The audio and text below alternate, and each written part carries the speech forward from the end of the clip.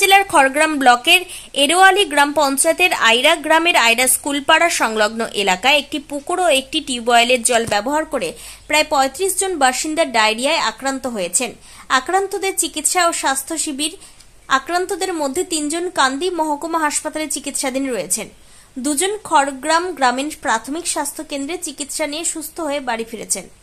খড়গ্রাম গ্রামীণ প্রাথমিক স্বাস্থ্য কেন্দ্রের বিএমওএইচ ডক্টর রিন্টু গাজীর উদ্যোগে আইরা স্কুলপাড়া সংলগ্ন এলাকায় একটি স্বাস্থ্য শিবির আয়োজন করা হয়। এই শিবিরে ডায়রিয়ায় আক্রান্ত বাকি 30 জনকে স্যালাইন, ওআরএস এবং প্রয়োজনীয় ওষুধপত্র দেওয়া হয়। শিবিরে ডক্টর রিন্টু গাজী ছাড়াও খড়গ্রাম গ্রামীণ প্রাথমিক স্বাস্থ্য কেন্দ্রের স্বাস্থ্যকর্মী ও আশাকর্মীরা এবং এরোয়ালি পঞ্চায়েতের প্রধান শান্তনু সাহা উপস্থিত ছিলেন। জল ব্যবহারে নিষেধাজ্ঞা। স্বাস্থ্যকর্মীরা এই গ্রামের সাধারণ মানুষদের পুকুরের জল এবং পুকুর পাড়ে টিউবওয়েলের জল ব্যবহার করতে নিষেধ করেছেন। জানা গেছে টিউবওয়েলটি শুধুমাত্র জল পান করার জন্যই নিষেধ করা হয়নি, একসময় এটি সিলও করে দেওয়া হয়েছে।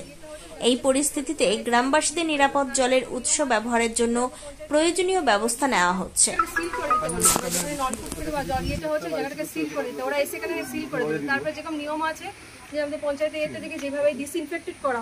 সেটাকে করতে হবে।